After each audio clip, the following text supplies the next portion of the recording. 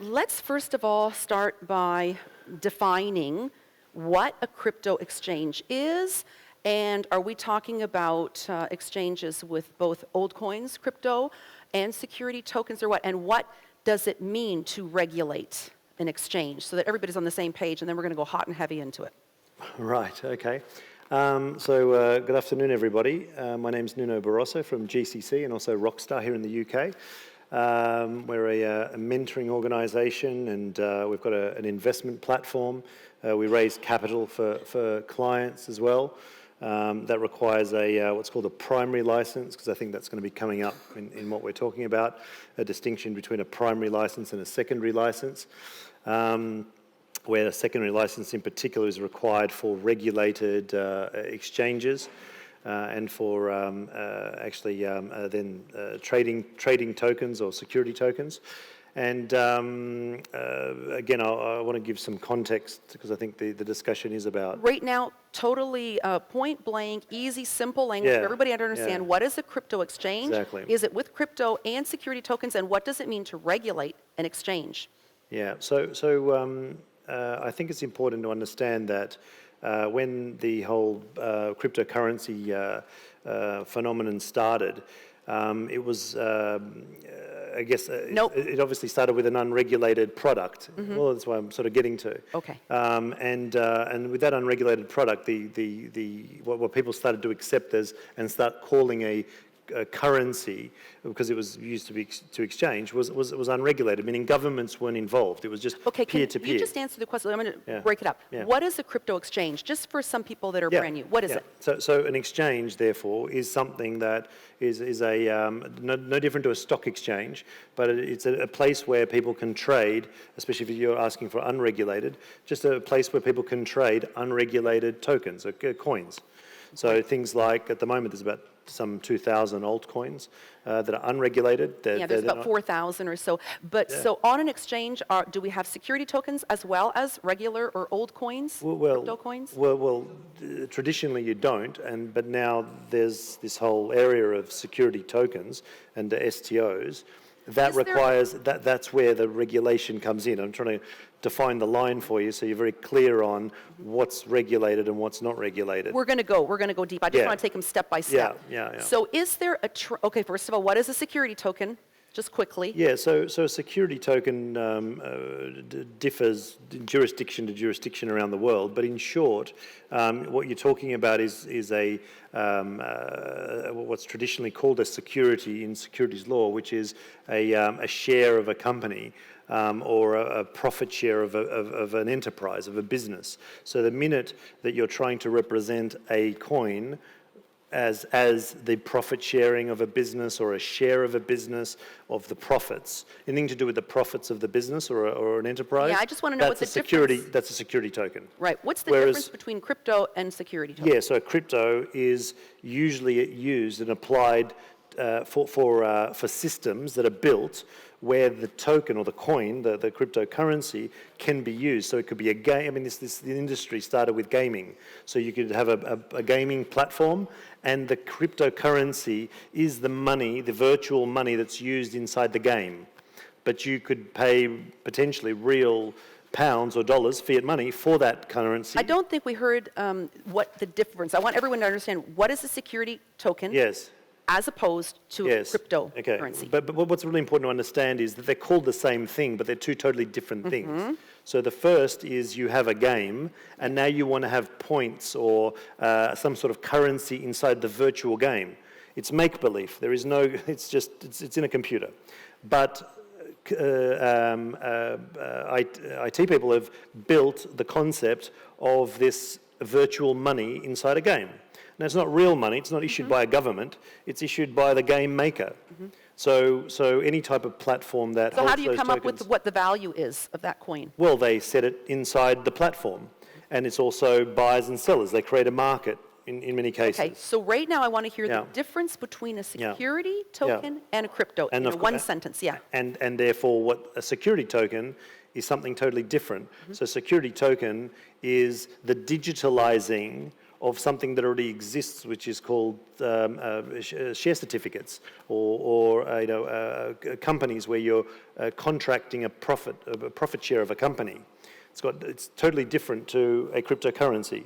You can use it the same way, like it has a functional value. You can use it to buy your coffee, but inherently they're different. And why the government sees that they're different is because, and why they want to regulate one and not the other, is because on the case of the security, you're actually dealing with companies law, and you're dealing with investment law.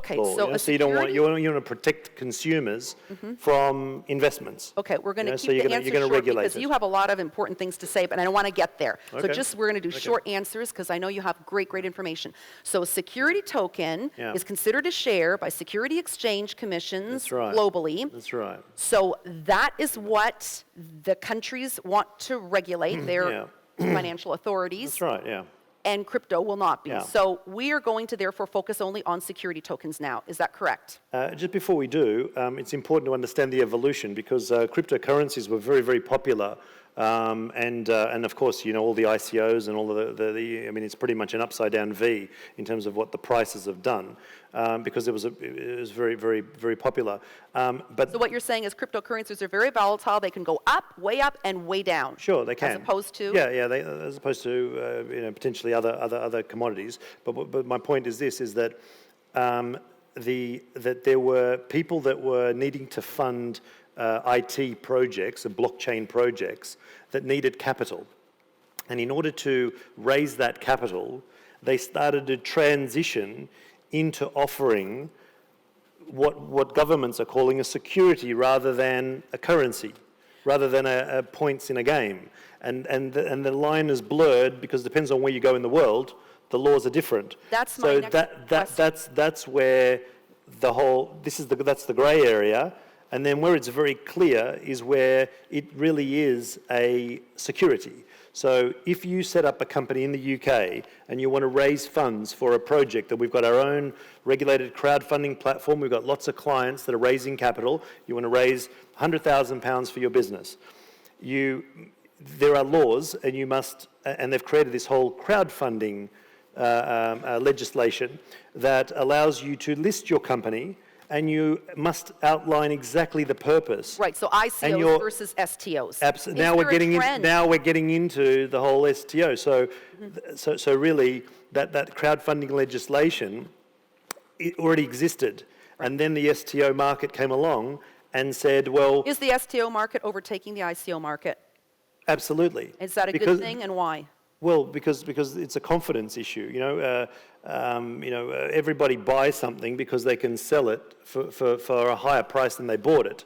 That's the reason why people buy things. You said STOs are regulated and crypto isn't. So are we undoing our movement of becoming more free, more independent, more private, and more sovereign with STOs? No, but I mean, before you go there, let me just take us in another direction, is that because the confidence in anything, as long as there's confidence, people keep buying. So people are still buying Bitcoin, despite the drop in the last 2 years from 20,000 down to now 8 or so. It's been down to 3. People are still buying it, so there's still confidence. But if it keeps dropping, then the confidence we keep losing confidence in it. No, Bitcoin enthusiasts will always remain Bitcoin enthusiasts. They know if it drops, the price will go back up. They don't want regulation. No, I'm talking about longer time periods. So I'm talking about years now. I mean, the Bitcoin is one of the first, so it's quite old. So over time, I'm just saying that if the trend goes, and especially I think if you look at the statistics for those altcoins, how most of them have failed in terms of projects, that generally speaking, that there is an absence of confidence in the marketplace. But if something else comes along, which sounds better, and this is where we're getting to the STO. So if I now tell that's you, where I want to go. Yeah, I really want you to summarize your thoughts. Which is where you like STOs better than cryptocurrencies, and why? That was the question. Again, I really want to define it because you can't compare the two in many aspects. Is that from an investor's perspective, for example, yes. But if you're using it as a currency to buy things, to buy coffee as a form of currency, then no. Because there are practical reasons why you would use a currency and not an STO. An STO is typically an investment because it's an asset. Okay, let me ask you this. You're buying a piece of a company. It's the reason why you'd buy shares on a stock market. Okay, so what makes a security token more valuable and legitimate than a regular cryptocurrency, or old coin as you call it? What does what, sorry? What makes it more valuable or legitimate? Right. So your real confidence is what I was alluding to before, is the level of confidence. So people have one level of confidence, and there's only been one market called cryptocurrency. And now, because of where we're getting to, which is the legislation that's coming in different jurisdictions, not only about the coins, but also about the actual exchanges, which is what we're obviously getting to, that are trading those tokens. Governments are getting involved. And of course, the level of confidence is going to go through the roof, because you're going to start getting institutions involved. You're going to get what's called, we'll get into it, custodians involved. People who are third-party agents who are bringing trust to the relationship. Because go back to ICOs, just to give you an idea on some sort of trust scale. An ICO is just anybody in the world with an idea in any country of the world, and you can put them all on a scale of who you trust more and who you trust less, and with an idea and saying, please send me money, and I've got this amazing idea, I'm going to make you a whole lot of money. That was it, and they'd just give you what's called a white paper. Now we're moving to a token that is potentially regulated with a whole lot of rules and conditions around that, and requirements, minimum amounts of capital you need in order to issue regulated and be in the regular, absolutely. Compliance, regulations. Absolutely. Is that where we want to go? Yeah, and you're now dealing also with, especially the STOs that we're talking about, is not just a security of meaning a share of a company, but an actual asset underlying that. A real-world asset or something with some intrinsic value behind the share of the company. Are you saying that security tokens are asset-backed? Not necessarily, but they can be, and that's the opportunity. Okay, and that's where we're going to go. That's where we're very interested in, is the asset-backed, regulated. And suddenly, because I just want to reference it, because one of the first panels we had up here was I think between Professor Rabini and Bobby Lee, where it sort of went viral because of the big fight between the old school and the new school. That's what I want to talk about. Right, yeah. and I think that there's a real gap there, because the gap is even wider if things aren't properly defined, and you're talking about comparing oranges to apples. And of course, the United States dollar is, used everywhere, and statistically, yes, if you looked at how much it's used and trusted everywhere. Obviously, the audience is a crypto audience and a blockchain audience, and what they're interested in is, what's the future? Yeah, that's what I want to get to. I want you to really what's your new? thoughts. 1 second. So there really isn't that's old school. That was the old world fiat. Absolutely. Now we're moving into a new economic era, okay, of crypto. Yes. And so you're talking about bringing in these old guys into our new era, where we have found a newfound sovereignty and freedom and independence and privacy, and you want to make us look like them again, and for us to slip back and to allow ourselves, submit ourselves to their regulation and compliance, regular GDPR and AML and KYC. Yes. So aren't we going to be losing our newfound privacy and sovereignty? No, there's a problem. There's an inherent problem with the question, because the point I was getting to with the argument they were having is, I've just explained to you what share certificates are of a company. So imagine I give you $100 worth of share certificates, and I give you $100 worth of United States dollars. One thing is the share certificate, another thing is dollars. So when you go out here to buy a coffee, people won't accept your share certificates. You can invest in both. You can buy US dollar and you can buy share certificates, but they're two totally different things. So to have two people on the stage talking about, oh, no, the US dollar is better, or no, share certificates are better, that's what they're really saying. You can't compare the two. If you call them all currencies that you can use to spend, then you can compare them. But my point about ICOs and STOs... No, I want to just crystallize this for everyone. So that means that a security token should be more considered like a share, like more speculative. Point, and the other crypto is more, let's say, of utility. It's a currency which you use to buy and exchange for goods and everything else. Typically, and that's how it's seen by the marketplace. It's seen as something that I've got a wallet, I go and tap and buy my coffee, or now you can use Bitcoin to buy, a house. Right? So you're using it as a form of exchange. But I'm not going to give any homeowner the shares of a company. They want pounds or dollars or a currency. So my point is, because the original question you're asking is about regulation. So this is where the government steps in, and you're asking, are we going back to the old world? No. The minute you step into the area of investment, then you're talking about not about currency necessarily, you're talking about investment. And the government's priority is to protect the public when it comes to investment. And if you want to invest small amounts, you're talking about crowdfunding legislation that you can invest £1 or $1 or whatever else. There are laws for that. Or if you want to invest bigger amounts, there are laws for that. I want to challenge that. You said the government's goal is to protect the people. I don't really think so. They want to also control the people. But I'm not getting into the control part. Let's just stick to the... I'll address it. I've got no issue with addressing the control. But also the crypto market, because of its history of where it comes from, has this also philosophy and this issue about control and that was discussed as well, centralization versus decentralization. What they're really talking about is government involvement or not.